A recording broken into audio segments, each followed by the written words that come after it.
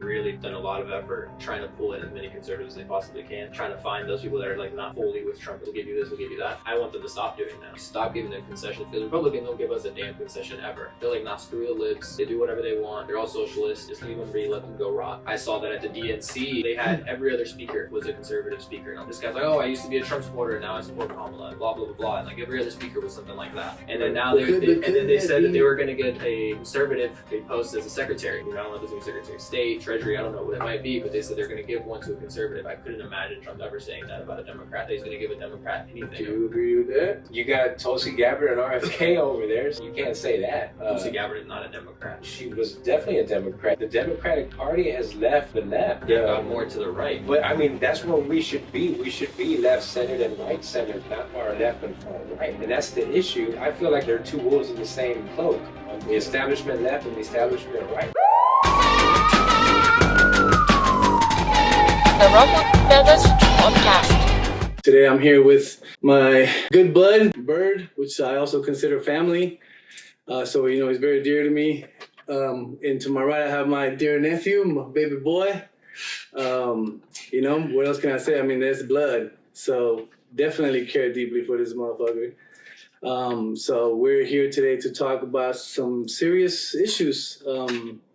Not necessarily issues, but topics of conversation, which would be politics. How do y'all feel about being here? Edgar, welcome to the Ruffled Feathers Podcast, man. Thank you, boys. Yeah. Welcome, man. Thank you, guys. No, I kind of jumped at the idea when Pablo reached out to me on Instagram. We sent a couple messages between each other on the topic, and we're both trying to stay up to date and see what's going on. And Pablo gave me the opportunity to hop on the show, say what's up, kind of try to see where we can meet, find some common ground, see what we can do, educate each other, and just I think one of the most important things that we have in this country is that freedom of speech, that we all get to say whatever it is that we want, and at the end of the day, hopefully learn from one another, and that dialogue is what keeps us, united and together, and so hopefully, here to try to do that.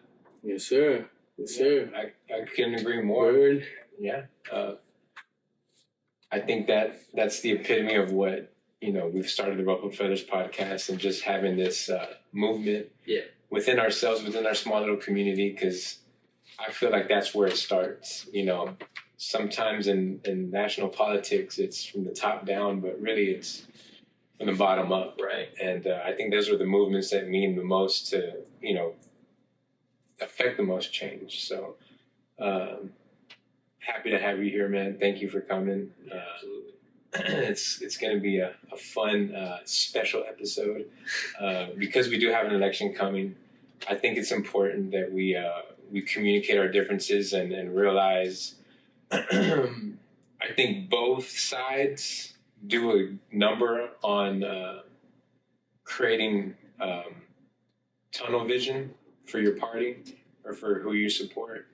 And me, personally, I consider myself independent. I lean more right, money-wise, fiscally. And then I lean more left socially. And then I'm probably more libertarian government-wise because I feel like the government only screws things up. I don't feel like they make things better. Go to the DMV, see how efficient that is. My trash didn't get picked up 2 weeks ago, and it was just like, everybody else did. Why can't mine? So it's just small little stuff like that. I feel like I think that's my perspective on starting from dissecting problems. It starts from there, and then from there, I have my points of view on how we should move forward. Yeah, I think for me, I first really started getting into politics when I was in high school, I'd say, like towards the end of my high school, right when I was turning about a voting age. What year was that more or less? So that was like 2015, so that was when like that first kind of Trump election kind of started coming together. I still have memories of a lot of like, I had a lot of friends growing up that kind of were both sides of the aisle, because I grew up in Kansas, in Wichita, and so you can imagine it's about 60-40 conservative to liberal city, and so I had an exposure to kind of both sides. I had some of my best friends, their parents were big, Obama supporters, and on the flip side, I had other close friends that voted for McCain and Romney, their family.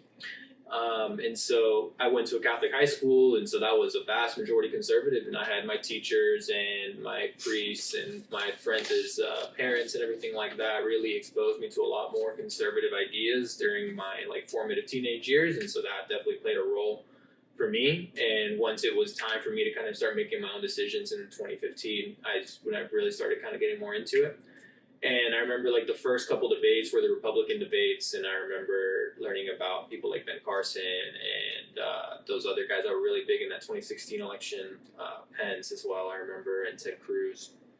And first, they got me interested, and then I remember seeing the Democrats go after them on those presidential debates. I forget the governor, I think it was O'Malley from Maryland during that time, and it was kind of my first real exposure to Hillary Clinton, and then Bernie Sanders as well, and a lot of Democrats too. Yeah, right. Yeah. So I remember I kind of didn't really know where I stood. I also probably would have more called myself independent, and I also probably leaned a little bit more conservative at the time.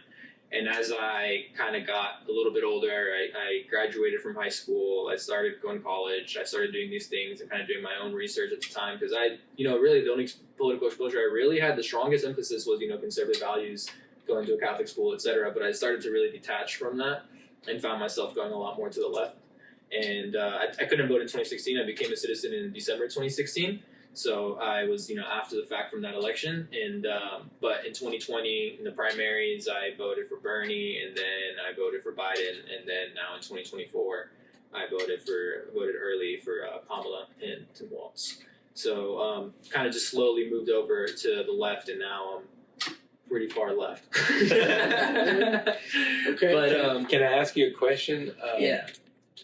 What was the, genesis of switching, what topics or what things got I think it was I think you can kind of say it was kind of like the whiplash from having I had such strong statements that were thrown at me when I was in high school about how Obama was this terrible president. So I had the idea that Obama was a terrible president. I was like, oh man, he was terrible. All I ever heard was he was terrible. Yeah. So he had to be terrible. Right. So then I started looking, I was like, okay, what did Obama do? I was like, okay, he inherited a recession and got us out of it. If that fiscal policy, which they call Keynesian economics, didn't go into effect, we would probably have been able to get out of the recession, but just much more down the road, right?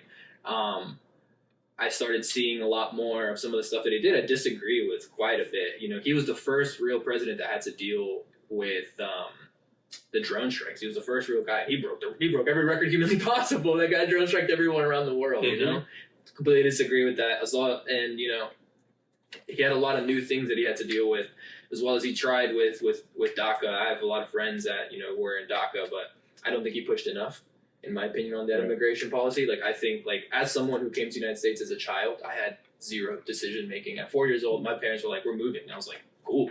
Yeah. I'm not going to be like, yo, I don't know, man. I don't know, man. Where are my papers, Dad? I'm 4 years old. I can't even read this. So, I didn't have much of a choice. So I kind of feel that same way. If you're a kid brought to this country, your parents is one thing, but you as a child, you got to be protected, I think.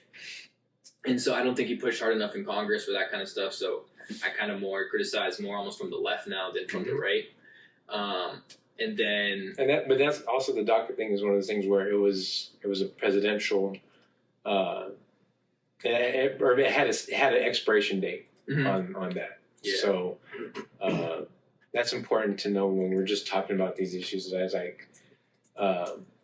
again, because the politics side, the inflammatory statements are based off of a headline, right? So it's just Obama lets kids come, and stay here and just come for free and stay, and then on Trump's side, he doesn't back DACA, when Trump was just saying, just leave it to Congress, let them figure it out. It shouldn't be continued presidential. The presidential orders, executive orders, and moving to the left. For me, that was definitely kind of the beginning where I was like, wait a minute. So it made me start to question everything else. And I was like, okay, where do I really stand on these types of issues? As well as, one of the first issues that I remember having a discussion with my mom, actually. It was one of the later issues I had about, kind of turning more to the left was about abortion. And at first I because again, I kind of come from a Catholic background, so I was really, for a moment, what they consider, pro-life. Mm-hmm. And I was taking an ethics course, and it was one of the topics about it. And I was like thinking about these different analogies that they give you about, for example, one they talk about is like, if you're a guy even, and you wake up one day and you have a cord tied to you that's tied to another person, and they have to live off of you for 9 months, is it ethical for you to just cut the cord because you didn't choose that? Kind of the same thing, similar concept. They try to create it as possible, as similar as possible, but it's not exactly the same. And I remember talking to my mom about it. It was like, well, what would you have done? Like, because she's pro-choice, and she was like, no, absolutely. Like, my mom really sat me down and was like, look, it's a woman's choice. You, as a man, you can't really ever understand it. And like, I was like, well, what if you would have aborted me? He's like, well, I would have, and it would have been for the best, because like I would have made that decision for myself and for my family. But I didn't choose that. You're here, and I'm thankful for that. But I believe that if I would have been in certain circumstances, that I believe I should have had that decision. And that's had kind of a lasting impact for me, is hearing my own mom say those things. And I was like, oh wow, okay. And I really started thinking about kind of the impact of being, pro-choice, and what the abortion side of it really comes down to. And kind of on the libertarian side, it's like the government shouldn't have a say on what someone can or can't do with their body. Yeah, for me, like, it's one of those things where like I'm so socially liberal, like I understand completely, like, it's a woman's choice, and I agreed with that. I still to this day, but at the same time, like the duality of it is just like, at one point was that the abortion idea, I know, came under specific circumstances. Now it's almost warped into like a plan C instead of plan A, which is like, make sure who you bed with is who you want to be with, or if an accident happens, you're cool with what comes of it, like the repercussions, because I understand both sides of the argument. And this abortion one, I'm back and forth, because again, it comes to that personal responsibility of like, and even for a man, at least for a man with morals and values, like, I didn't sleep around with just anyone, because I understood that potential. And then you do other stuff, like you don't have to do the deed, right? Like, so, and then two, it's humanly unique, the abortion process, compared to any other animals in the animal kingdom. So that's another one that's just like, it's a newer science, it's a newer, I guess it's a newer procedure that we've had recently, only within the past, when did abortions start happening?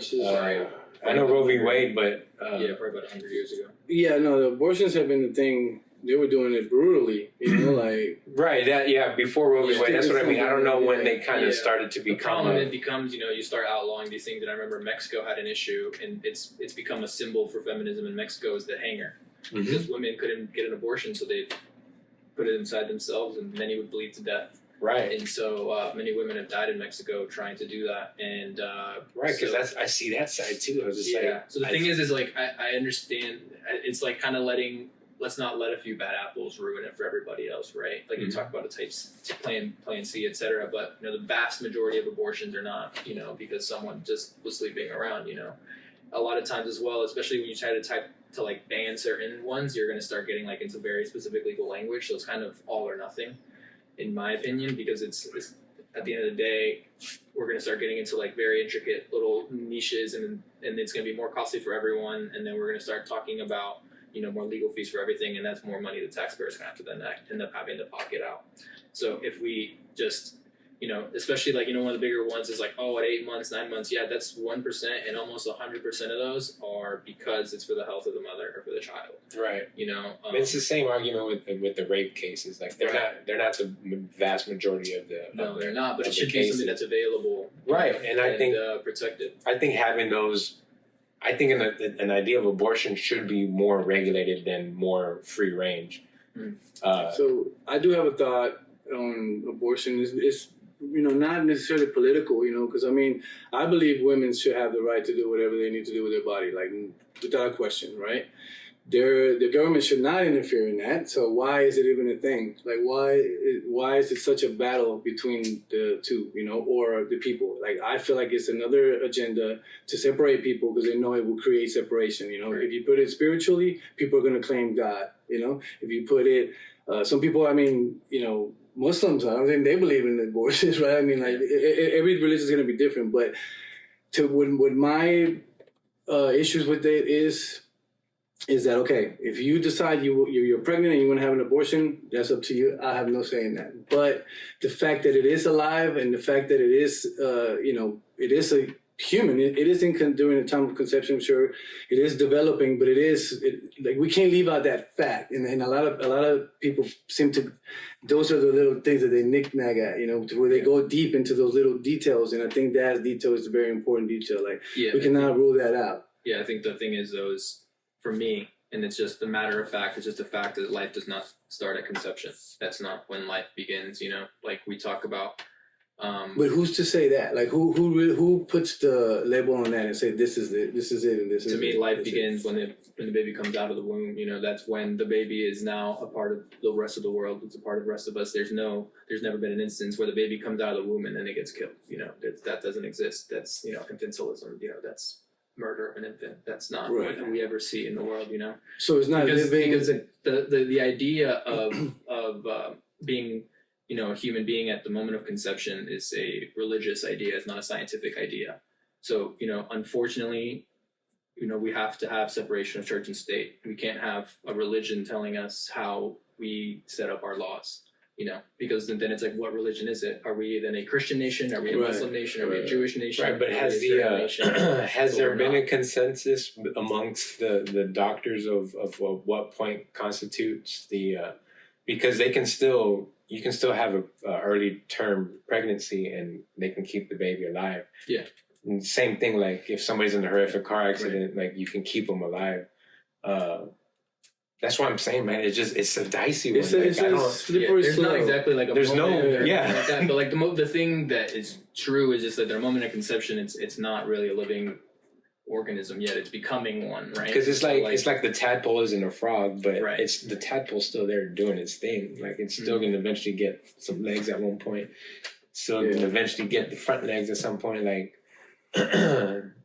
yeah, I mean, I personally, as my personal opinion, I do believe that life begins like it's a light. It's the moment the sperm goes into the egg, it becomes a life. It becomes light, it becomes life. And obviously, I believe that is a life. I'm not necessarily gonna like put somebody on blast because they want to call them a murderer or nothing like that. I definitely would never do that because it is like to each his own. And like I could not imagine what a woman or a girl gets raped by her dad and then is pregnant by her dad. Like I cannot, even imagine fathom that, nor be a part of that, and I could feel it deeply. I mean, I could definitely feel it's not an easy situation to be in, I've met people who were, I met a tattooed girl and I think it was Alabama or Arkansas had just passed there were no abortion law. Yeah. And she was just telling me, and she was very emotional about it. And I was like, I understand you. Like, I don't. And she's like, they even, decline it for rape and incest and shit. I was like, that's fucked up. And she's like, yeah. She's like, I have a rape baby. And I was like, wait, what? She's like, yeah. I was like, so you kept your baby? She's like, yeah. I was like, right, right, exactly. So that's what I'm saying. Like this idea is still very nuanced. 100 years is not a long time. Like, but for me, for the sake of moving society forward, I'm with the camp of let people decide, and that's between you and your whoever, your family, yourself, your God, your maker. That's between y'all. If everyone's as a society has said, hey, we kind of accept this, I'd rather say, all right, we'll green check that, and then move forward. So then, why can it just be a medical procedure and it's under medical and nothing else? Why can it be left alone? Why does it have to be a subject of, Yeah, because I feel like back to the idea that with like the way I was brought up with Catholicism, you know, that was such a big thing for me in college was, you know, pro-life. My senior year in high school, the school had a trip where they took a bus from Wichita, Kansas to Washington, D.C. for this thing called March for Life, where it's this annual protest that they do for pro-life march that they do. And so like I was, you know, very much pushed the idea of pro-life in high school. And it's a very much, you know, an evangelical idea, a Catholic idea. And so, you know, that ties in very much with the conservative base because a lot of them have been fighting against Roe v. Wade for so many years. And so when, you know, Trump's justices in the Supreme Court decided to, you know, go against it and allow it to go to the state level, everyone kind of went, you know, and now we have kind of where we are now. And so that's kind of what, because Trump has talked about being, you know, an anti-Roe v. Wade president. That's what he ran on in 2020, and what he's kind of ran on. He's kind of backed off a little bit in 2024, but he still, you know, is proud of what those Supreme Court justices did. He's definitely more Christian, right? Or well, I wouldn't call him a Christian. For running for Republican, he uses it. He claims evangelicalism. He claims a lot of that stuff, but you know, the guy doesn't go to church. He doesn't really know how church works. You know, he's a man who's been charged with, you know, he's been civilly liable for rape. And even of younger women, you know, he's had cases brought up against him. The way he talks about his own daughters, as if he wants to, you know, be with them, is definitely not something I would consider to be a Christian value, you know, and especially not how he talks about, you know, fellow man. It's not exactly something I would call Christian. Yeah, there are definitely conservatives that I would be like, yeah, that's a great Christian man. I'm not going to put Trump in that. Yeah, no, and I mean that's neither here nor there. Like I was just saying about the specific, because we can move on from abortion, you know. But my thing is like, are you open to the idea that it could be used as a tool just to separate and divide the people? Like because they amplify. It's definitely a topic. Like, you know what I'm saying? Yeah, no, it's definitely one of the main topics, especially right now, that they really try to push on, and especially. The Democrats are running on that very hard, especially in Texas. Is the Roe v. Wade decision because I can't watch YouTube without. And I went to the rally the other day for Kamala, and at the rally it was all about pro-choice and the right for freedom. And they had 5 different women that went up there and told their very tough stories. Like I was tearing up in the crowd. Like, oh my gosh, the stories that the things they had to face and go through. Remember, dude, I worked for Planned Parenthood for almost 10 years. Yeah. So I saw things that I never would have thought I ever saw, and heard things that I never thought I would have heard. You know, some people are pretty dark, man, and I'm not gonna go into details because I'm not, you know, that's a little bit heavy. But I definitely saw a different side of that, you know, because there was some stuff that was definitely suspicious, and I'm not gonna go into details as well. But you know, it's a scary place to be in, you know, and also like you see like in the 3rd floor, you know, like it's where the surgical room is, and like sometimes I would have to get called in there and like, man, dude, like how busy it is. It's a thing on its own too. But the look on these girls' faces, you know, like it's like I remember seeing my sister Alejandra pregnant. I remember seeing your mom pregnant. I remember seeing all of my sisters pregnant. You know, and like I see the fear in their eyes. You know, all of them decided to have y'all. You know. But there was still fear in their faces. They don't know what to expect. You know, Alejandra was told Luis was not going to survive past 6 months. Motherfucker just got his master's. You know what I'm saying? So, I mean, that's kind of like where my faith is, because my faith is heavy on God and spirituality and stuff like that, you know, whether it's, and that's my flaw, whether it's a double-edged, you know, sword or not, but that's where I stand. I think you you bring another point that whether this has been fact-checked or not, or the stories are... you know, you hear both arguments from both sides, but just the Planned Parenthood and Margaret Sanger, the roots of that, at least in this country, they should add some caution to the whole idea. Because I don't know if you... Yeah, I've heard the stories, I've heard it be fact-checked kind of both ways. Right. So it's, I think it more so leans on it being a fake quote, but I understand it. It's definitely, abortion is definitely more of a tool for lower income. Mm-hmm. It's much more common because, you know, affluent women and families are more likely to be able to afford having that child because, you know, one of the things that is a problem with, like, let's say we do make it pro-life and we ban abortion. Okay, what happens? Like, the government's going to force this woman to have a baby, but what happens to the baby after it's born? Right. The woman has to take care of it. Maybe the dad's there, maybe he's not. Mm-hmm. But regardless, someone's got to take care of that child, and the government's not going to be there. So they force you to have a child, and now you're forced to take care of that child potentially, you know. Right. And so that's kind of the next step of that issue, right? And so it's very much more a dominant issue with lower income communities.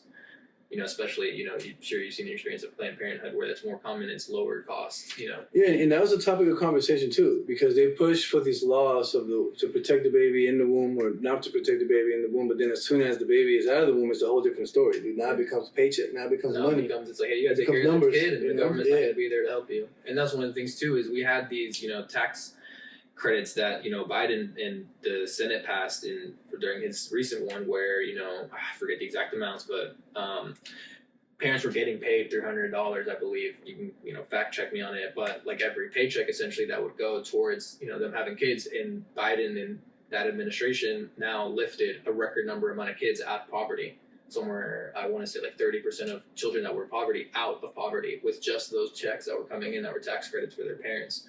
And the thing is Congress, like Republicans, completely shut that down and took that away from families. Those were checks that were coming into people that were taking care of their kids. Yeah, but at the same time, man, you got to realize how to save money, where to spend money. Mm-hmm. When I worked in the Galleria, this is aside from abortion talk, but I was working there during Katrina. And when we had a lot of the relocatees come over here and they got their FEMA checks, I'm working at Lacoste selling $90 polos. Yeah. Tell me why they're coming in there using their FEMA checks, blowing the whole bag at the store. You know, like sometimes good intentions don't equal good outcomes. Right. And, you know, I think that's where we have to kind of realign ourselves on our thought process for the future, because if it continues to be handouts and, you know, good emotions and good intentions, but we're not getting the results from it, at some point we got to readjust and pivot and try something different. And I think we're at that point where America wants to pivot. They just don't know how, because we are not intelligent anymore. We are not taught how to think critically anymore. We're not taught the basics of what we should be being taught. We're being taught algebra and calculus for 90% of the people who won't use it in their career. Instead, they could be teaching them how to balance a checkbook, you know, what interest rates mean, you know, like how to open up bank accounts. And some schools have it, but it's real quick. It's like, you know, a quick lesson, guys, and then it's taught by a coach who's giving you an A just for showing up, you know? Yeah. So, man, I think when you kind of put that all together as a whole, I don't see it as a net positive. I see it as a Band-Aid to a problem that's just not fixing itself. And when you go statistically through the numbers, through the past, these programs just show the steady decline. I don't, you know, even right now, the middle class is not doing well. And I can tell you as a business owner, who has kids, who's a single income family, times are totally different. Comparable to 2012, 2013, when, you know, we were coming out of that recession. The dollar doesn't go as far as it used to. And I think that's a problem, and that's a telltale sign of government being too much in our lives. And again, because of even all the money they gave out during COVID, like it's all fake money, man. It's all monopoly money, because a lot of it was printed. A lot of it went straight back into the stock market, you know, or again, the poor used it on things they didn't need. So now, question about that. Does that create inflation? Yeah. Yes. Okay.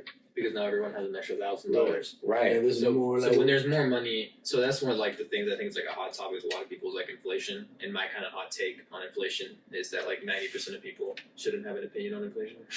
Yeah. Because like inflation is very difficult. It's a very yeah. difficult subject to understand, right? Because people.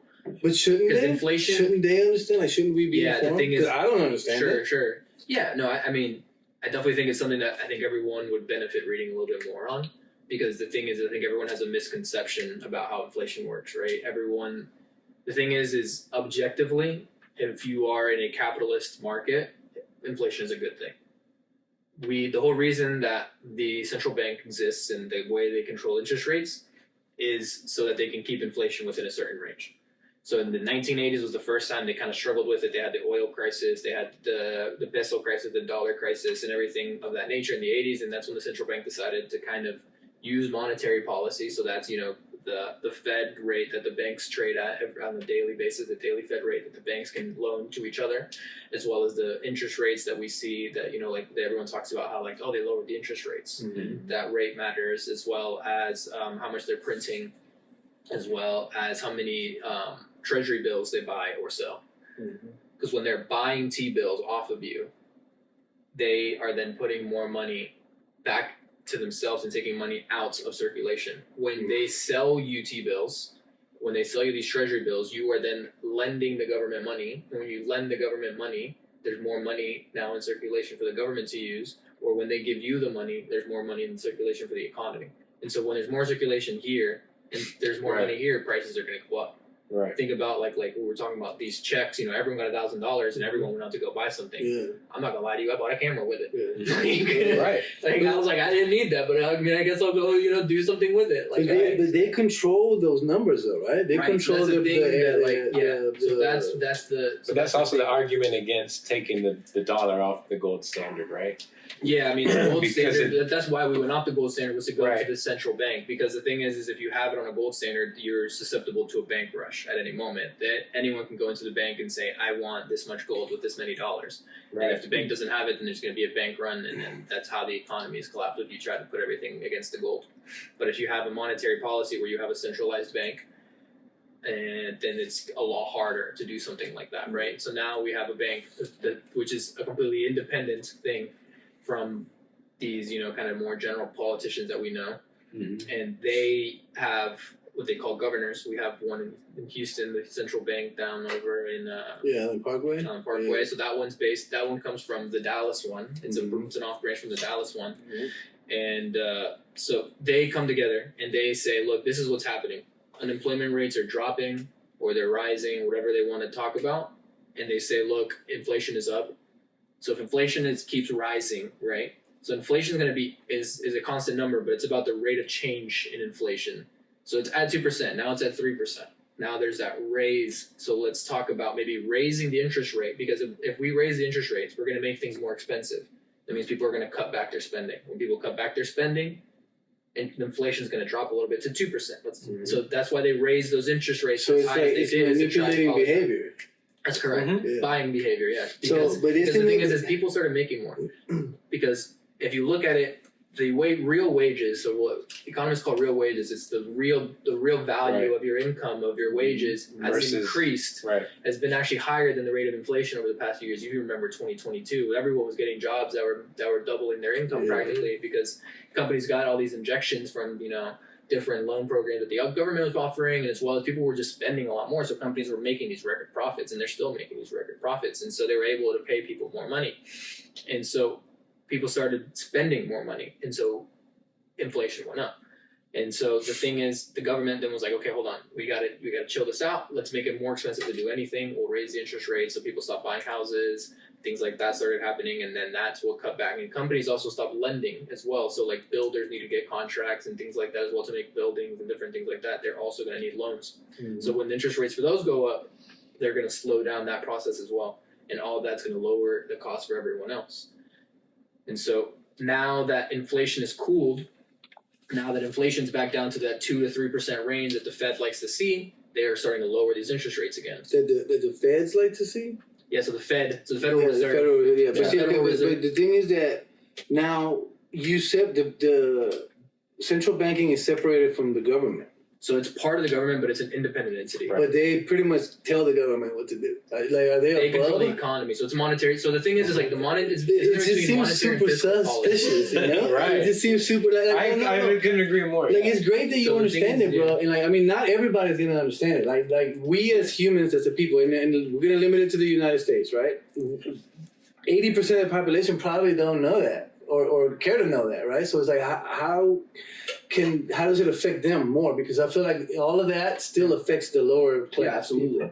So that's not fair, right? And I'm not saying, because that doesn't really have to do with the right or the left. That's just what it is. That's just what we are introduced to in this world and what we have to live with and deal with, pretty much, right? Because most people have accepted it and just moving forward with it. Right. It wasn't an original thought of the founding fathers, for sure. And well, Thomas Jefferson did. Thomas Jefferson wanted a central bank from the beginning, and they kind of shut him down on it, and then they started building it with Thomas Jefferson. So is that the best way? I think a central bank is 100% the best way. Most, pretty established economies use that, right? So in the EU, there's an EUCB, or the ECB, the European Central Bank, uses a very similar policy. They talk about raising or lowering rates, and they do very similar policy to within the banks in Europe. The Fed. So this is essentially the cleanest and easiest way to control inflation, and it's worked.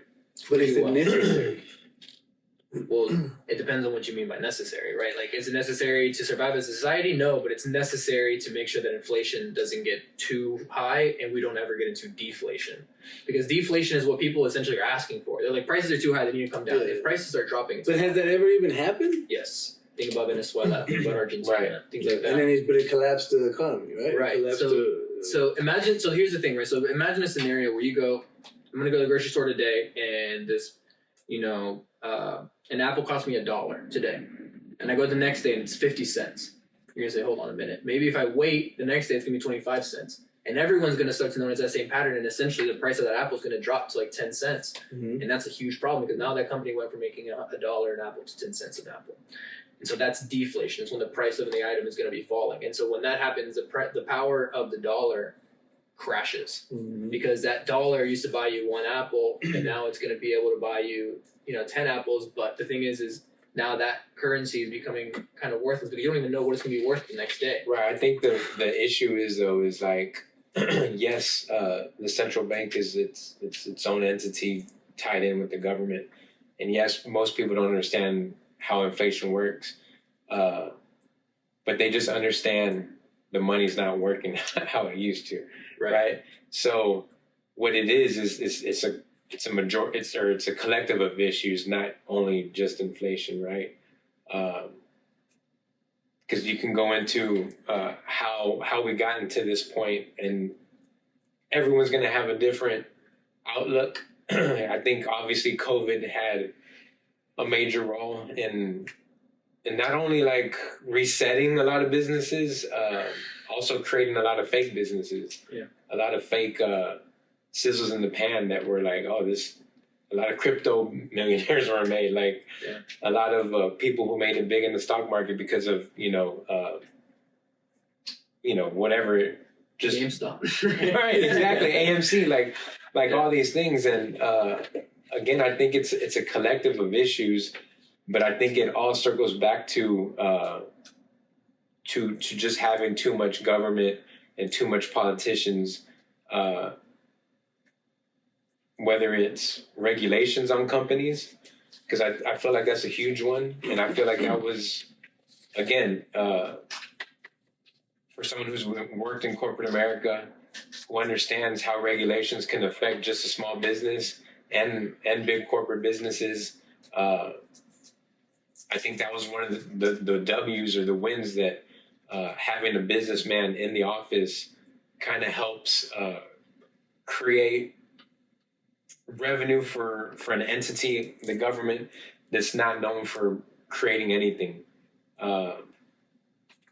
Which is sad because it should still bend up to these private businesses to do whatever they want. Obviously, you have to have, make sure people aren't being greedy and fucking over people, not doing any Enron shit, not doing any,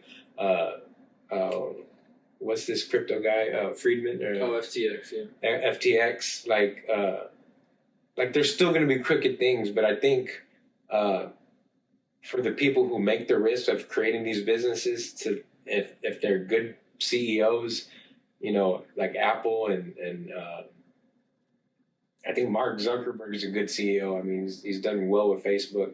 I mean, there's so many top tier businesses.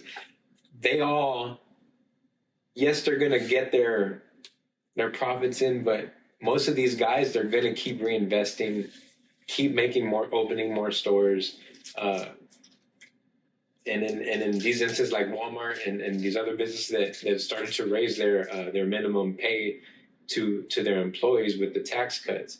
Now, I think we could go further than that by eliminating more of the bureaucracy, because I just don't think having such a national presence in our local areas benefits where the money goes. Like the no child should go hungry with the First Lady Obama. I saw firsthand how 90% of that food wasn't eaten by the kids in schools because it's food the kids don't want. It's like a brown banana. And like it's almost like county jail food, like brown banana and peanut butter crackers that were like hard and stale, and the lunches are like, it looks like cucumber, but you bite it, it's freaking hard and it doesn't taste like anything. Like again, I feel like just these good intentions, they're well-meaning, but when put into practice, I don't see how it helps. I feel like if we're to move on as a society and as a people, we need to have more faith in each other, that if we're good people, if our communities mean well, then we should be able to, the people who are successful, come back to your community and help that community. Like it pisses me off, like, to see these rich athletes complain so much, and yet they're getting paid $700,000 a week, and they're just complaining about how hard their life is when they have that ability to make so much of a change. And same with the politicians. Some of them are getting so rich off of, insider trading, for example. When they leave office, they have access to still things they shouldn't have access to anymore. They're sitting on boards for military companies and Boeing and all these other places. It's like, at some point we have to realize our government's gotten too fat and we're suffering from it. And I think that's why I know that's why I lean Trump's way, because through his rhetoric, it's pretty evident he wants to reduce that. The people he's putting around him want to reduce that. RFK joining the team, Elon joining the team. These guys, even though their hands are like Elon, even though I'm 50-50 with Elon because of his business ventures, because of his tech, like, I don't think we should be putting shit in our brain. But I understand you wanting to help people who need it. But that's just like somebody can steal that for evil deeds, right? Like, I found Pandora's box. I think it's cool, but I don't want to open it. But somebody came and hit you. We've seen the movie. Yeah, hit you in the lip and took it. And, now there's havoc everywhere. So, again, I think that always pulls back my stance on giving these people so much power. And I want to ask you, what do you say to this power, to these politicians, and how do they handle it? I think what's ironic is, my point against that would be that it needs more government regulation than what it currently has, because that's how you fix that. You need more interference. You need more people in there to stop that. I believe that congressmen should not be able to openly trade and do these kinds of transactions with the stock market, because we've seen Nancy Pelosi making record profits. There's apps now that are created where they're just like, follow the politicians. Like that's a whole thing now. Right. I think they should have blind trust where they can't see anything. They can have any one of us to have a retirement account. They can do all that kind of stuff, but have someone else manage it, and you don't have a say in what they buy or sell. Right. That's what we should be doing, and a lot of politicians do that to kind of keep it that way. But I think one of the things that is kind of interesting is the idea that regulation is a sort of bad thing, right? And I think it's a bit of a misconception, because when you look at so many things like we have Amazon that just keeps getting bigger and bigger. We have companies like Meta. We no longer live in a purely capitalist economy. It's impossible for the little guy to come up anymore. That doesn't exist anymore. We live in an oligopoly. So that means, few companies essentially control everything. Right. We don't even have, I think we need more government control in these types of companies so we can have smaller companies that come in and, truly compete with them because the innovation is gone. Yeah. Think about the type of technology that was coming out 10 years ago, 15 years ago. Like every day we come out like, oh my gosh, this is so cool, man. And now it's just the same thing, slightly tweaked, slightly different. That innovation seems to be really gone because these companies know they don't have to compete anymore. Right. And so the way you instill more competition is by regulating these companies more and increasing their taxes. Because another thing is if you start cutting taxes on people, it's going to be more money in the economy, inflation is going to go up. And that's exactly what we saw with Trump in those tax cuts is inflation. Biden inherited an economy that was raising in inflation and he couldn't control it. And when the Fed finally got involved, it was already too late and it was already going to be going up.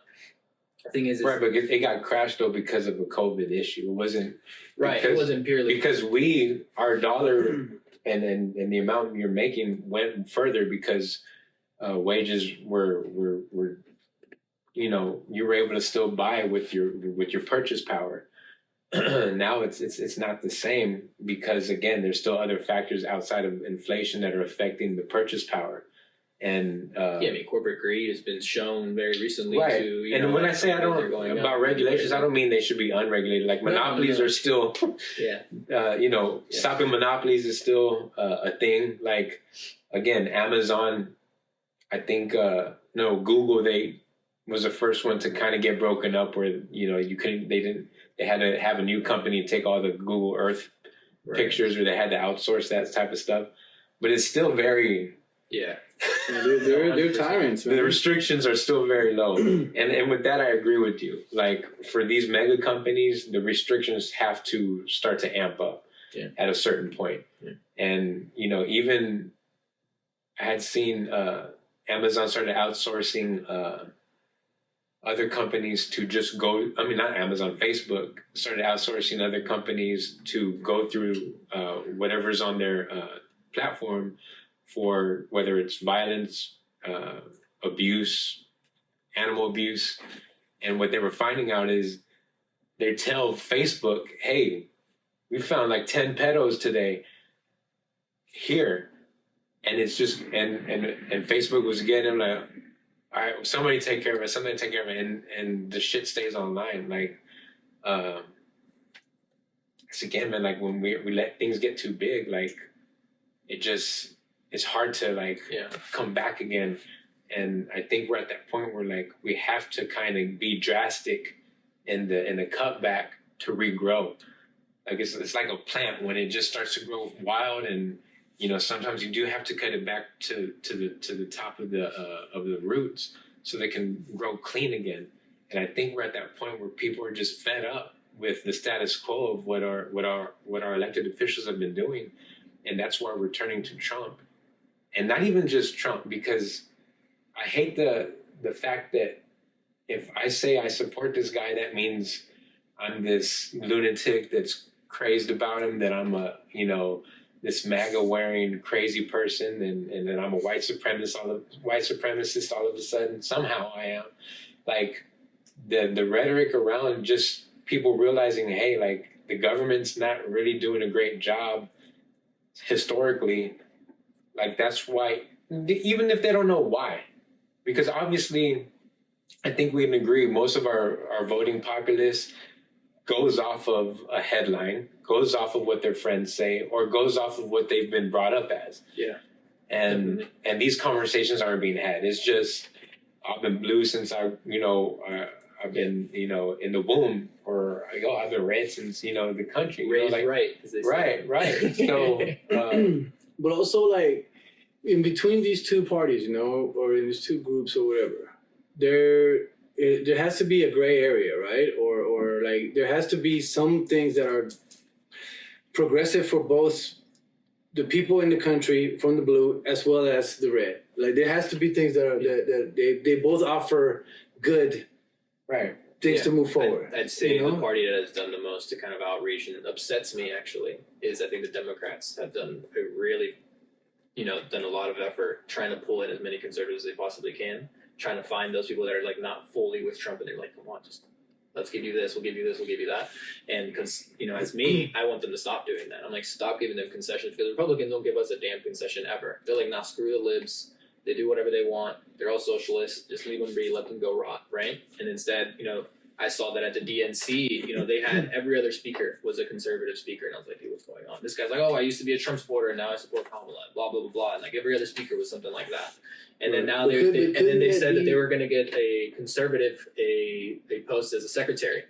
You know, I don't know if it's going to be Secretary of State, Treasury, I don't know what it might be, but they said they're going to give one to a conservative. I couldn't imagine Trump ever saying that about a Democrat, that he's going to give a Democrat anything. I could never imagine that. Do you agree with that? I mean, because you got Tulsi Gabbard and RFK over there, so you can't say that. Tulsi Gabbard is not a Democrat. She was definitely a Democrat. Yeah. Right, but the Democratic Party has left the left. They've gone more to the right. Well, but I mean, that's where we should be. We should be left-centered and right-centered, not far left and far right.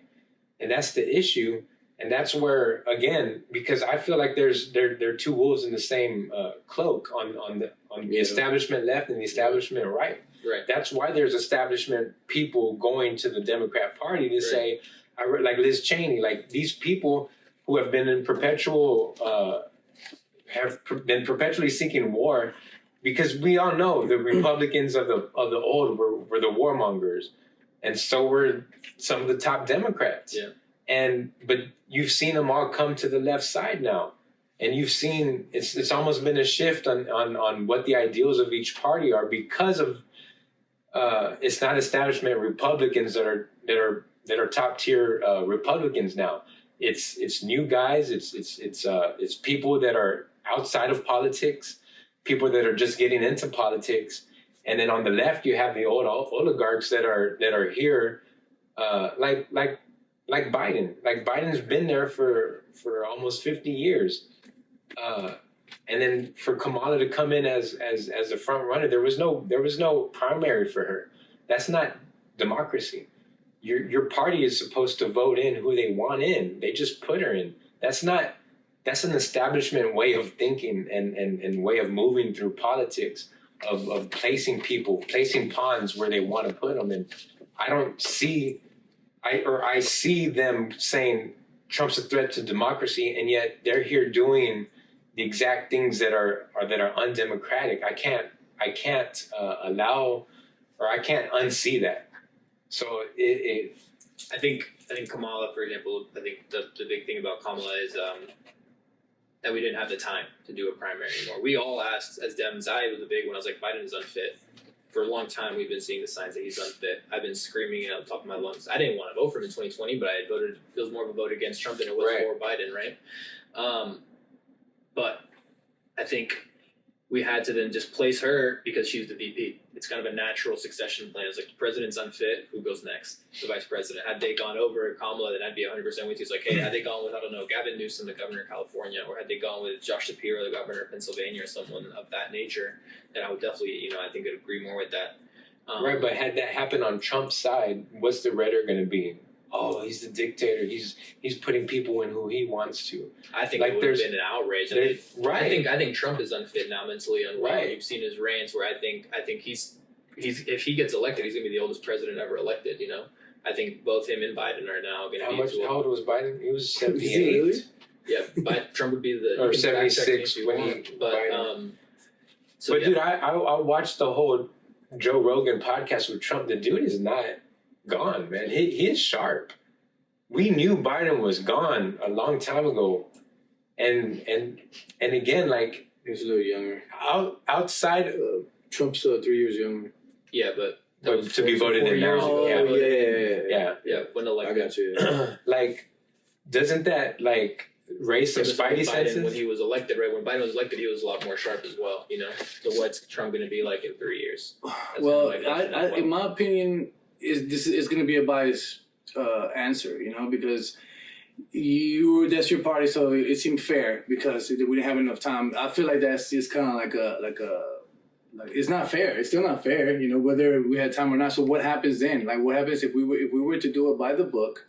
What would happen? That was by the book, actually. So the DNC has elections. So the DNC had elections. So these people who represent these states get to then elect who would become the presidential nominee. But is it not abuse of power? Who abused power? I don't know. There's Whoever Democrats put it that disagree. So No, sure, yeah. I mean, it just It's seems right to like disagree, we should all follow. But it's If just- those but there policies was are a there, policy yeah, that they we followed. And it was just essentially because the thing is there wasn't a primary, and there were primaries in every state, and Biden just won them by landslides because no one ran against him. right. Technically, exactly. anyone could have primaried him, but Right. as the establishment for both the Democrats and for the Republicans, And he's you the don't incumbent, normally, right. Yeah, as an incumbent, you don't normally primary against them. so then we're gonna label it a special case. Yeah, I mean, it's a Yeah. special case because I mean, you had an unfit president. Like Okay. you couldn't. Right. After that debate, it was like, guys, this is. But it happened. It happened way before. That's why, like, it's like you've been shouting. We've been shouting. Like, No, it's been this something this that- isn't right. Like it's damn near cruel Yeah. to have you see a grandpa like figure out there man, just it was losing it, and bad, it's sad, bro. And It was bad. but again, like that speaks to the vileness of the politicians that are there and the people who are handling them who don't care. Yeah. Like we'll put you out for as long as we can use you, and I think that's morally wrong. That's just, I think most humans, whether you're religious or not, that's wrong. And then you get yeah, but you get all these talking heads who are propping them up like, oh, there's nothing to see here. Like, oh, it's just But joke. also, what does that tell to the rest of the world, right? Because it's like, do we live in reality? And is our reality that of like America is the most powerful country in the world, or is it a fantasy? You know, I mean, we definitely right? And then some. Okay, but Yeah. then this is our leader. Exactly. Right. So now that's what I'm saying. This is like I'm tiptoeing between reality and in and out of reality, because it's like, if that really is okay, obviously the president really ain't gonna have anything to do with military. If we go to war, who's gonna take care of that? Who's strategizes? Who plans? Not the president. Chooses a lot of the I mean, he does. He has the title. He has He'll the make title. a final decision. He's the commander in chief. But Yeah. the thing, but Biden, the United States president, is not the head. Do they answer to somebody else? Is there a higher power that they answer to? And who is that? What do you mean? Whoever the president is. The president is that's the top of the total. But is that a reality? You know, Yeah. Is that a reality? or are they Yeah, I mean, controlled we've by seen it. like the Rothschilds or Yeah, the, no, or the we've bigger seen it where, the like, elite of the presidents world? called the last, they're the ones calling that. Like Obama was the last one when Osama bin Laden, like that. He was the last call. They're like, we have him here. Right. Do we do something Yeah. about it? Take If you're asking about military, it's definitely stops or starts with the But president. also policies, Yeah. like the president has the power to sign anything and say, okay, this is what we're gonna do now, right? Yeah, like, but war has to normally go through Congress, right? Right. There's been random little exceptions here and there that I disagree with, Mhm. but they from both sides. Right. Like I said, like I really don't like Obama. Essentially had the drones, and he was able to go to war without ever having to declare war. And it's like, what the hell are you doing, man? Okay, so let's go into war. Like we already have 4 years of Trump, right? Like to as proof of what he can do as a president, what he has done, whether it's good or bad. We have that logged and Yeah. It's in there. our past, it's in our history, right? Yes. And obviously we have Biden, whatever. There's neither between them, nothing to do, out of the two. Why Kamala? Because she's the vice president? Like, was she picked to be the runner or the first as a candidate? Yeah. Just because she was the vice president? Yeah, I mean, if you're the vice president, and I think especially in the era that we live in, imagine if they would have passed her up, it would have looked terribly on the Democratic Party if they would have just skipped. her Right. and No, it makes somebody else. sense. It's like seniority, whatever. I get it. Right. But now, okay, going back to the war and the money. So why feed both sides, or not both sides, but both wars? Why are we feeding Ukraine? Why are we feeding Israel? Yeah, I personally think, dude, that like we as the United States, as a nation, serve Israel, and that's just like an intuition or whatever evidence that I have from what I've seen in history. What do you have to say about that? I think what I liked about Kamala was she was the first one from the White House in the current administration to ask for a ceasefire back in March. She was the first one to come out and say we need a ceasefire.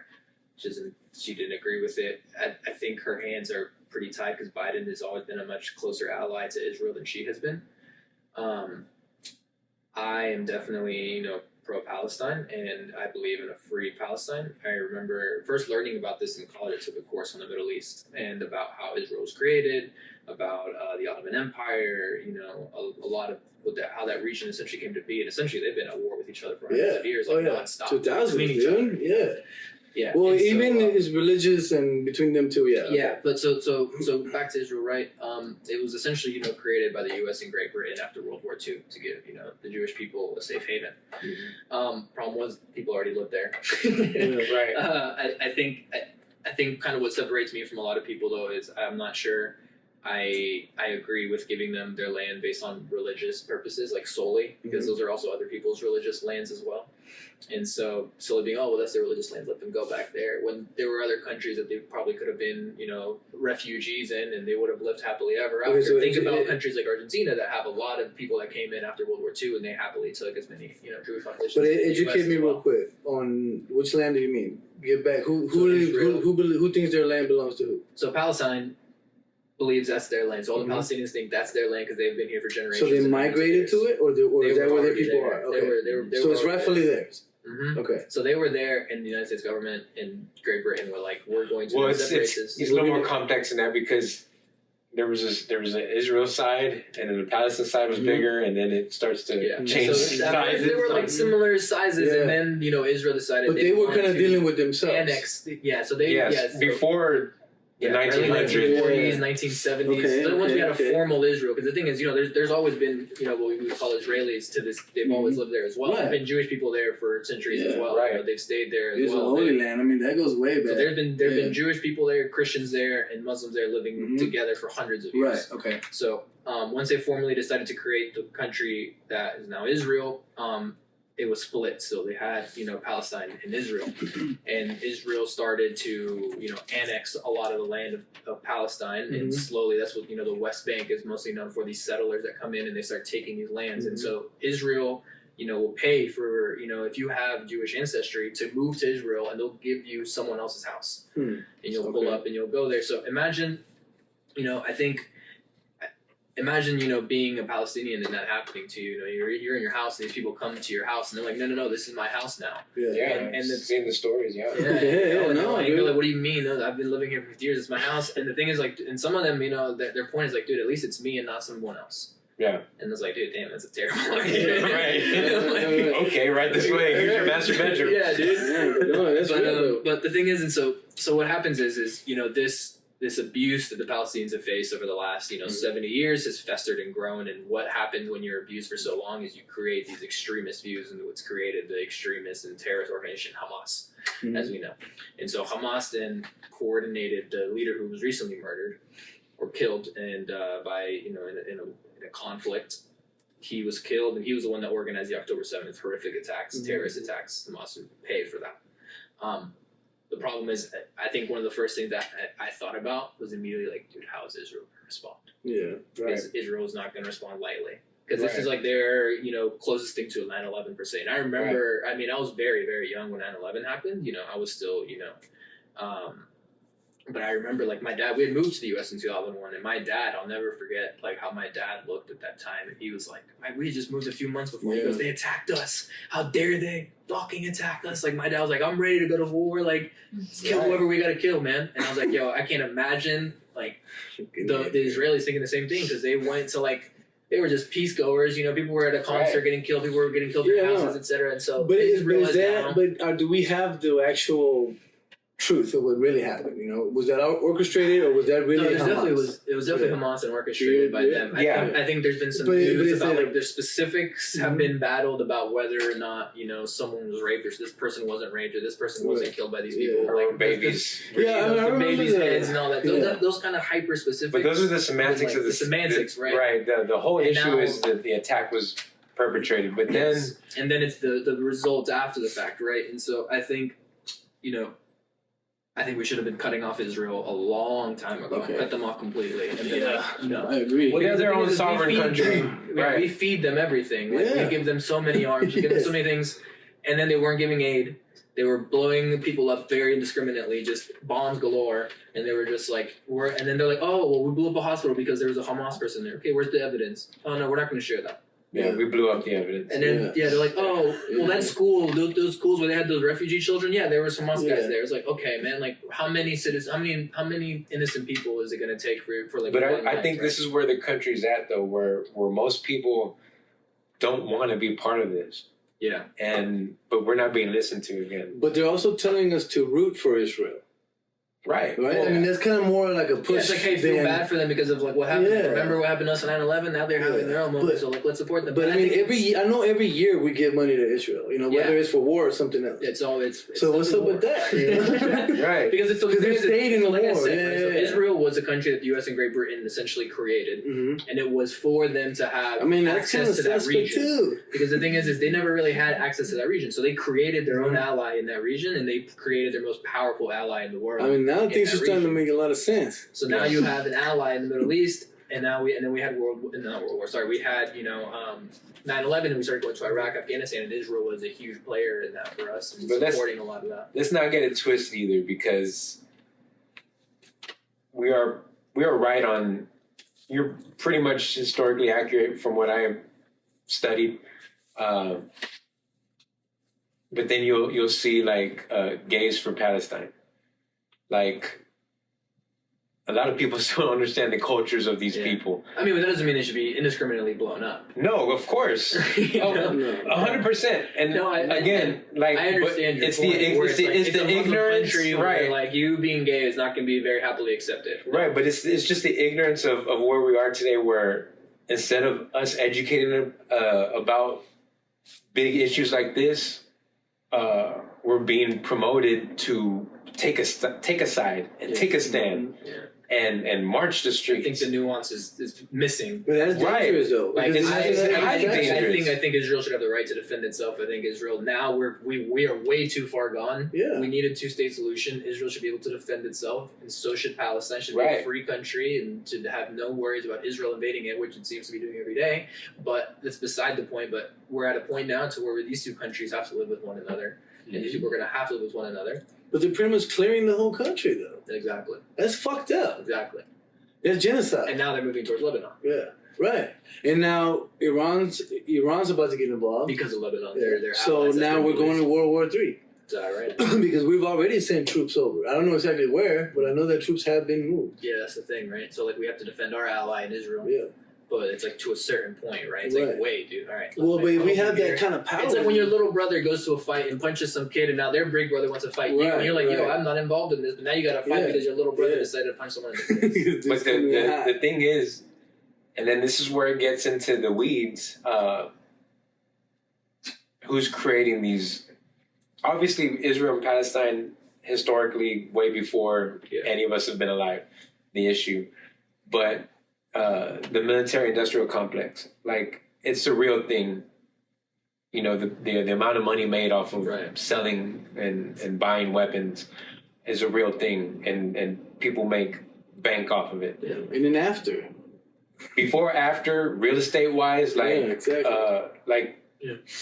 all across the board. I think the thing is when it comes to, that kind of stuff as well, and we start to, if you want to go more specifically on, like, politics I'm not trying to blame anyone or anything, but I think, like, if you want to go, like, what side leans on what, we saw what Trump did in moving the embassy to a holier city and moved it to a place that he knew what he was doing. He was going to be on the Israel side, help Netanyahu, and piss off every Palestinian person that could ever exist.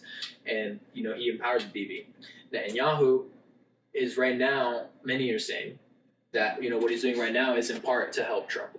Because he knows that the more that he does things, the more people are going to be pissed at Biden, and less people on the left who lead more pro-Palestine are going to less likely vote for Kamala. And they know that Trump is also going to back Bibi because he's talked about helping Israel and saying he wants to blow them off the face of the earth as well. And so him having that support... Who does? Trump has talked about helping Netanyahu. No, Palestine, essentially. Like, he's like, yeah, let's just get it over with. Because he's a very big supporter of Israel. And he has the AIPIC supporting him at every corner. Yeah, I think it's one of those situations where, again, this is a tale older than most of our generations. Yeah. And just like when you grow up in a family and this is your family friend, and your parents have told you, hey, this is your uncle. It's not your uncle. Dude's no blood. Yeah. No, y'all definitely kinfolk. But, this is your uncle. He's been around for you forever. And I think that can easily happen in most scenarios, especially as allies in countries. Like, hey, we've always helped these guys. And you can kind of be groomed into that situation because he still has Muslim supporters. He just had some speak at Madison Square Garden. Yeah. Again, when he gets into the Muslim, Jewish, the arguing like Zohan. You remember that? Adam Sandler made a beautiful movie that I think encapsulates how old the problem is. Where they will just argue just because it's just ingrained in them. Right, yeah. Have to, yeah. Anthony Bourdain did an episode where he went to go. He went to Palestine. Yeah, and they were arguing who made the hummus first. But this is this is where I feel like we should just kind of step back. Like you said, you're a big boy, Israel. You deal with it, with what happened. We'll hear and watch. Like, hey, little bro, you started this fight, man. Like, these kids are too small for me. I'll hurt them. Like, you deal with it. Like, I feel like we have to take that, if you want to call it isolationist viewpoint, but, I think we also have a role to play of being like, you got to pull off your brother. If in case the guy's knocked out, bro, start punching him. I agree. We have to have that. Unfortunately, we created a world in where the U.S. is essentially an international police. Mm-hmm. Like, the problem, the US say, hey man, what's going on? What are you doing? We give so much funding also to countries. Yeah, and a lot of countries don't match. It's one of the bigger problems that we have with like NATO. I mean, I'm a big supporter of NATO and the UN and everything, but the problem with NATO is our allies aren't matching. They're not putting in their fair amount of it. Right. It's like, yo, guys, what are we doing here? But we need that, because we have to be together and we have to have some sort of allyship. And we live in a world where we're gonna have to live with each other one way or another. We might as well have some type of common ground. But that also puts us in a huge responsibility role. 100%. Because how badass is it? Like when we're the biggest country in the world. Yeah, and most powerful, right? So it's like we have a responsibility to be controlled, to be balanced, to choose a side. I mean, we're going to make mistakes, right? Everybody makes mistakes and everybody fucks up, and it's okay. But to admit those mistakes is even more powerful, and to arrange to fix those mistakes, right? And whatever it is, whether it's war, whether it's financial, whatever, right? Because it's like the money that we've been sending over is immense amounts, dude, right? Like billions, hundreds of billions of dollars can influence our country and empower our country and us as a people, right? Why do we give that money over there and not invest it into us?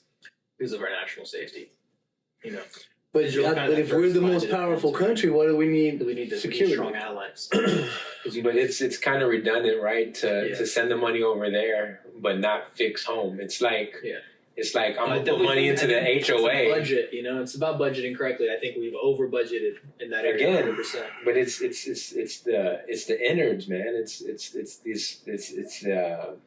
administrative state, and it's also individuals. It could be families or groups that benefit from these transactions, right? Because it is a transaction.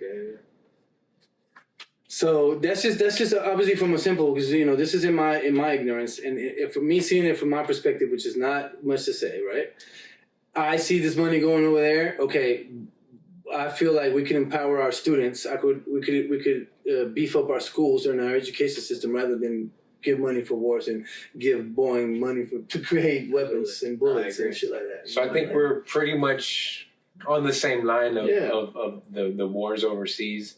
Yeah, because it's good to be fair. Like I thought you were gonna be over Israel. I don't know why. I just assumed being left. But it's good that you're aware of that, because that is important. That's what we want to see. Like the fact that we do have similarities, and most of the time those similarities outweigh the the differences. The potential, I guess, difference is the other war, right? I don't know. Right. But then also it's like, I think my thing with that one is I think if there's a country that we should be giving almost a blank paycheck to is Ukraine. I think we should give Ukraine as much money as they possibly need to fight off Russia, because Russia's invading them for See, but literally no reason. what do you have to prove that Russia is the enemy? Like, what do you say, or what do you have to back up that Russia is the one that is in the wrong? Just because they attacked? Yeah, I mean, they're trying to take back a region that was never theirs, and they're claiming historical claims of, oh, that's our land that we need to See, take back. but I did my research on that, and that land did belong to them, from ancient times. And obviously, it becomes he said, she said stuff. Yeah, and they've been fighting over that land for forever, right? But the right. thing is people like Vladimir Putin, right? I guess that's more like the specific is people like Vladimir Putin, if we give him that, when's he going to stop? Because he's gone all the way to Kiev, he's made troops and invasions into all these areas, and it's like where will this actually stop, Right. And so Russia has never been an ally to the U.S. not since the World Wars, and so. But why is that though? Like, do you think because they want to compete against us as like being the top country, the most powerful country in the world. They've always had a very strong military, had a very strong economy. Mm-hmm. Russia historically has been one of the world powers. But it's more the reason to be in the UN or in NATO. Yeah, but right? the thing is Russia wants to do its own thing. They're more with China, North Korea, India now, and those types of. But so it seems like these people. It's the West versus the East. Why do they become enemies of the United States? Like, it's not. It has to do with the central banking. It's a Cold War era that it's essentially the Cold War never ended. Essentially, it's something that like the U.S. and Russia have just had this like unspoken beef kind of just forever. It's like those families, the McCoys, was it the Colts and something like that. The McCoys and the. So I was thinking Colt McCoy, the pistol, that Colt 45. Yeah, but see, so it goes to that. I mean, it goes to like age, or long time battles or long time misunderstandings that we suffer for. Right. That we have to pay for, because it's like we are in our country paying taxes that goes to this money, and like, man, I mean, obviously I would love to sit down and see where this shit is going, right? I've been working since I was 16 years old, so I'm paying taxes, dude. I've never gotten government help. I've been in some pretty shitty situations, this, and I've never gotten government assistance. I always tend to for myself, because that's an intuition that I have, and that's where I put God again, we have to have some kind of intuition, bro. Like, we have to have something inside of us that tells us what's right and what's wrong, moral compass, whatever. And where does that come from? I don't want to push anybody to believe in God or a higher power or a creator or whatever, right? But then, where does that intuition, how far can you trust that intuition, and like how far can you neglect that intuition, and obviously that's a shot in the dark, because I could just sit here and say, well, no, Russia's in the right and be completely wrong. And say, no, Ukraine's in the right and be completely wrong, so it's like vice versa. I still think we're seeing it as the people versus the people, instead of the puppet masters, right? Battling each other, and we're using us as pawns, because or the marionettes or whatever, because historically, like we were talking about Palestine and Israel, there's this historic issue of Russia and its own land, and then it not wanting NATO to start bordering it. Somebody made the idea, like, what if Russia made a province in Mexico? Like, how would we feel as an American? Like, hey, like, and then they do one in Canada, like. Yeah, I mean, that's Cuba. Right. Essentially, right. Cuba's still their ally, Right. But in terms of having. That was the whole point with the Cold War and having. And the Bay of Pigs and all that, right. Yeah. That's what I'm saying, like, but if more parts start to fall in Russia's, favor to surround us, you can see that provocation on Putin's side. And again, like it's because I don't feel like you were saying with NATO, I don't feel like NATO has been a net positive in terms of its help in situations when it really needed to come. Like we can go back into the Gulf Wars and all that stuff, but again, it's the puppet masters creating these things, like whether it's weapons of mass destruction, whether it's killing Saddam Hussein for the greater good, like all these things were not made by us. Like they were created by the powers that be. And I think we're still in that situation right now where the powers that be, you say what you want about Trump, we weren't doing this back then. And when his whole voice to lead by power, it's like a father in his home. If you're dad at home and you say, hey, don't do that, and with that force, you're not beating them, you're not hurting them, but you're saying, hey, I mean what I say, and when I say it, I mean it. That alone, when someone thinks you're crazy, your hair's wild, you're orange, whatever it may be, that has an effect on these world leaders, and they respect that. And none of this happened back then. Of course, he still killed the Iranian leader through a drone strike, I believe. And there were still military actions happening, but they were smaller and more compact, but not widespread. And I'm sure there was things that happened that we didn't even know about, that, you know, somebody got killed, sniped or whatever, just for the greater good. But we need to roll back this idea of the world police. And I think he was doing that. He was the one that started the pull from Afghanistan, and there was supposed to be a plan, and Biden did not complete that plan, and he did it in a really dumb way. Now we have the Taliban cruising around in our shit. Like, those are epic fails. Those are epic fails of leadership. Those are epic fails of having even a vice president that was there to witness it all. Like, that shouldn't be a good resume to say, hey, I'm going to give you another chance. We've had a resume that I feel like with Trump, whether you like him or not, I think in any business, a good CEO, you don't really know what they've done because the life around you is so good. Your 401k is doing good. Your pay is good. Your managers are doing their job well. Your coworkers are happy. Those were all jobs. Those were all things implemented by the CEO when he was creating that business. We're not living that right now. And I think that's why I want to have these conversations on how you think that could be different with a Kamala when she's shown that's, you know. I think it's a bit naive to say that Trump isn't one of the elites. I think he's, by definition, you know, an elite and one of the, if you want to talk about puppet masters or anything like that, Trump would be the first one in that row, you know. You talk about how much money he has, how much control he has, and the people that he's been friends with, you know. He's been pictured, and we know he was friends with Epstein for a long time. Well, no, don't say that, because he, even back then, there's videos of it when he found out who he was, he didn't let him into the Mar-a-Lago anymore, and he realized, because you can't, and I'm not going to say that, like, it's not the same as Clinton, who was on his flight logs and being around him all the time. Yeah, well, I'm also not going to be here defending Clinton. Like, exactly, but you have to call evidence, you know, circumstantial or like more than that. And to say that they snapped some pictures back in the early 90s and saying that they're like connected like that, because in all reality, Trump was always an outsider to the elites, because they dealt with apartments and buildings and stuff like that. They didn't see him the same way. And dude, I've seen so many videos of people in the 90s of these workers that when he's building these sky rises, they would say how he would come up to them and talk to them every day and ask them how they're doing and remember their name. Like, I understand he's a billionaire, you know, millionaire turned billionaire. And he lives in a world we don't understand, right? Because he's got money that we don't understand.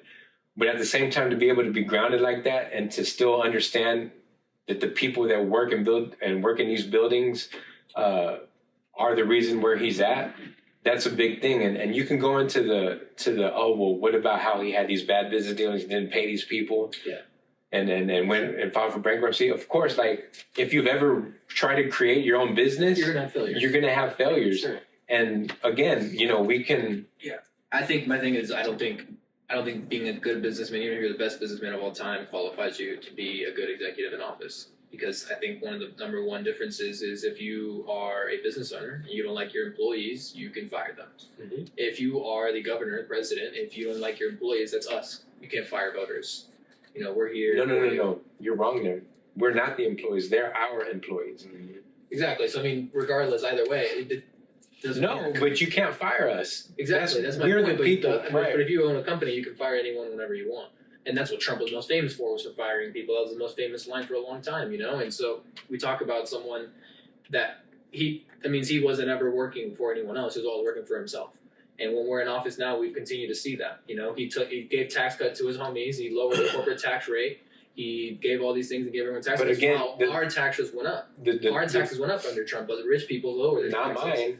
And I'm a business owner. Not mine, and I'm a business owner. I do my own taxes. I don't have I have a 1099, and I learn all that shit on my own. I don't get a W-2, and I don't get to just type it in TurboTax and be done with my taxes in 10 minutes for $29.99 TurboTax.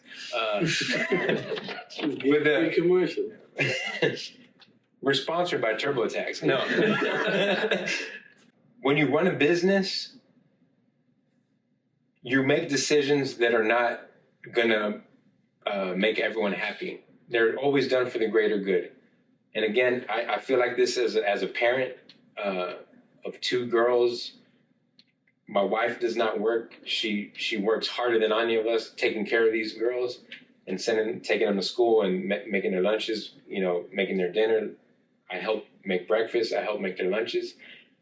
But there's times where you have to do the hard thing, and that is, hey, sorry, you can't use your iPad.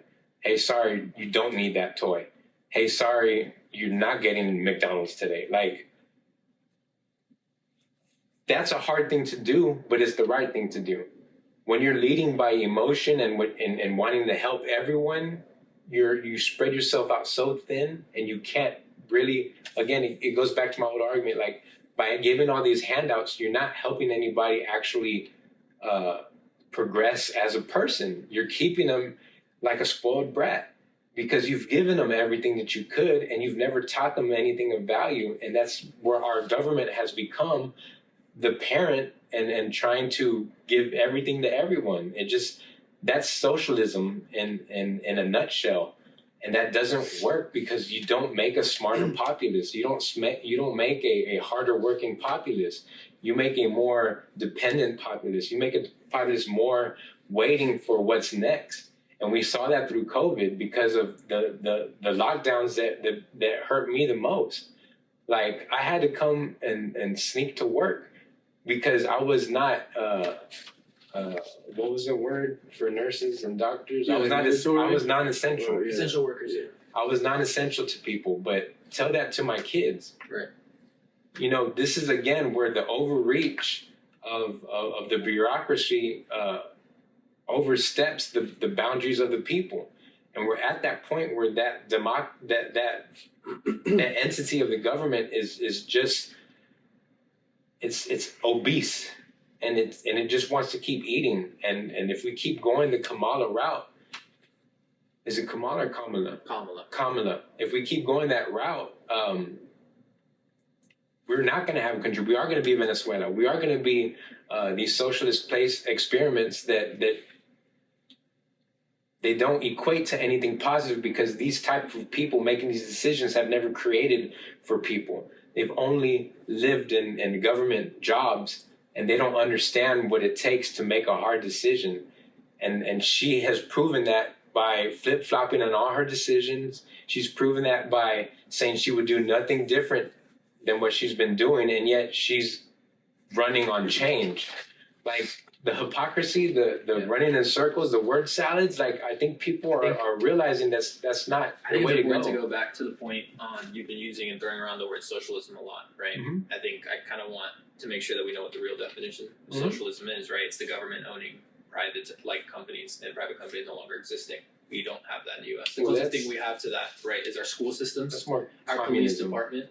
No, communism is not that. It's socialism. So socialism is when the government owns these entities, right? And when you talk about Venezuela, Venezuela is actually more of an anarcho-capitalist country than anything else. They also didn't have real socialism ever, and they never had the companies that they owned. They just had their oil that was owned by. If you want to just talk about if your country owns your oil, that's socialism. Then okay, Mexico's socialist, Denmark is socialist, but these countries, no one calls them socialist countries. That's the only thing Venezuela ever did that would tag the line socialist. Everything else was not socialism. And so must have turned off. Sorry, go ahead. no, it's fine. But he does that. He'll go, whoa! you know, So, we talk okay. about it in the U.S. We have the closest thing we have is when the government is offering you these types of things, right? So right here, socialism is a political and economic system where the community or state owns the means of productions and property, and the goal is to create a more equal society. So the means of production. So where there is no that doesn't necessarily mean they're owning the businesses. Property, right? So we have private property in this country, right? And there's not any really real instance of public property coming in. We have forget what amendment it is that, you know, they can seize your land for government goods. We've seen it. They practically want to use that to build I-10 everywhere across Houston. Soon enough, I-10 is going to be just one huge highway. It's going to be the size of Houston, right? You know, and 99 and all that. But the thing is when you have, you know, these words have meanings. You can't just be using the word socialism to mean anything that the left or, you know, a little more regulation is not socialism. You know, that we have a very much more, or even like China is not a communist country. China is these days telling people like Cuba. I saw the other day they were telling Cuba they got to chill out. They're like, yo, you guys got to build some sort of market here, because again, China is a very capitalist country.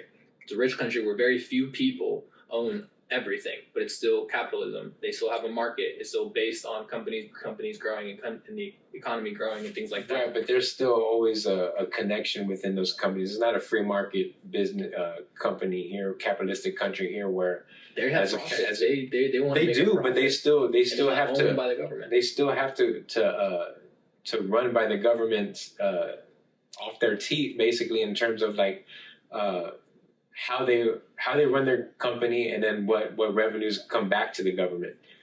Because we can talk about what's their Twitter over there, TikTok. Or... No. Is it Wacom? They have their own version, yeah. Essentially. Right. But that is essentially what the Twitter files were, you know, saying that, you know, there's government portals. Weibo? Yeah. Weibo. Weibo. I've heard it both ways. But it has hundreds of millions of people from China that use it, you know, every day. Right. But it's still an entity regulated. Like you can't tell me that the government there in China doesn't regulate what these businesses can and can't do, can or can't say, and yeah, but every other country in the world does that. There's no country in the world that has a completely open free market, right? Laissez-faire doesn't exist anywhere, really, right?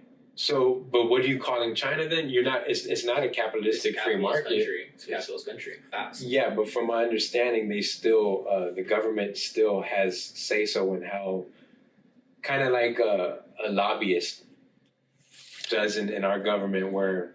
Except the lobbyist isn't. Yeah, that's authoritarianism. That's right. That's not objectively communism, right? Like, right. That's just a different form of authoritarianism. Authoritarianism can be right, left, center. It doesn't care. It just is the government tells you what to do. Right, but if the government is doing that with the businesses, to me that's what classifies it into the communism class. Now, if it's not a true full communist country, like that, it doesn't have, because it has the capitalistic.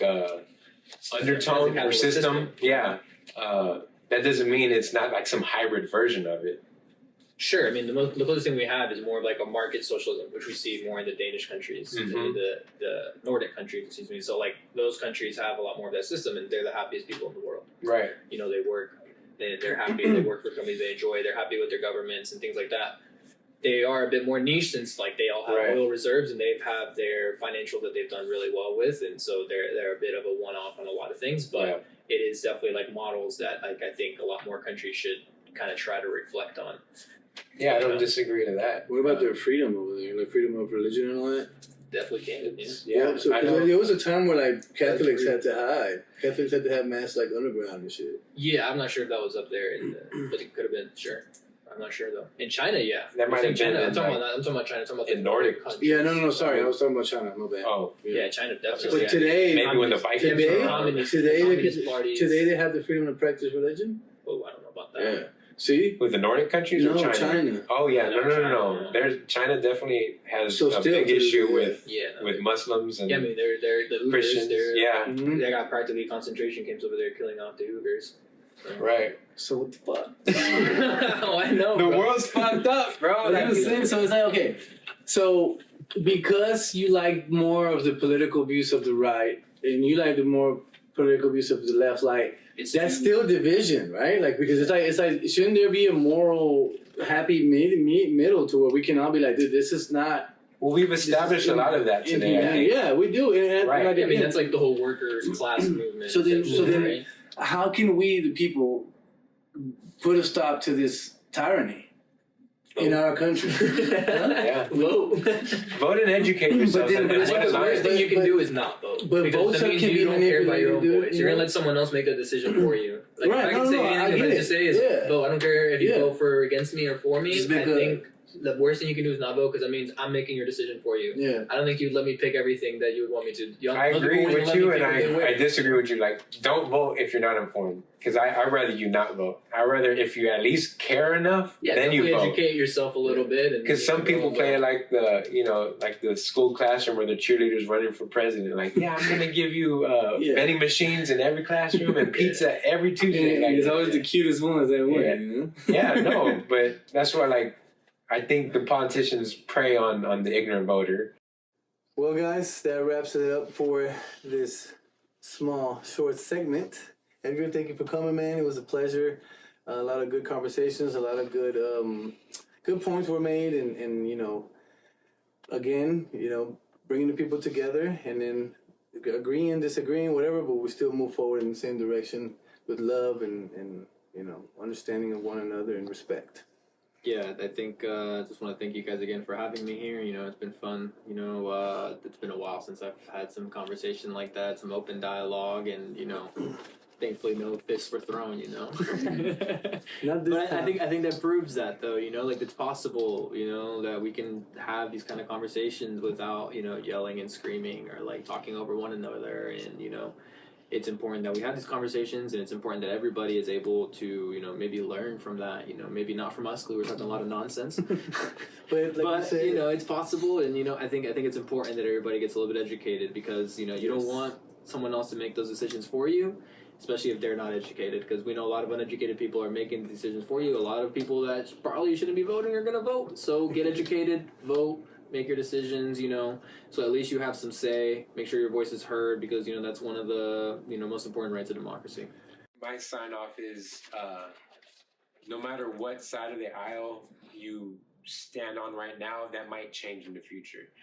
You might go back to it, you might come back and forth, and that's okay. I think what we need to realize is if somebody thinks differently from you, that doesn't make them the enemy. That doesn't make them evil. They just have a difference of opinion. We need to get back to that, and we need to get back to being able to say, "Hey, I disagree, bro." And that's okay. That's necessary. That's what is progression, right? Progression is understanding. Okay, these are my ideas. Those don't make sense. These kind of make sense. All right, let's try this next, and then we move up a little bit. But it should inch up. To me, it shouldn't just jump up because then you can. Fall into a hole you didn't know was there. Yeah, I believe in incrementalism. Right. And I think that's what conservatism is over time, right? It's like little by little, these ideas kind of work, and then over time, that's the traditional plan now. And then progressivism is now we got to keep pushing the envelope and try, this can change a little bit, and it's that in the moment change. And I think that's kind of where the two parties, ideologically, are different, but again, I think we all want the same, or I hope we want the same, and that is to just live in a place where we can coexist together.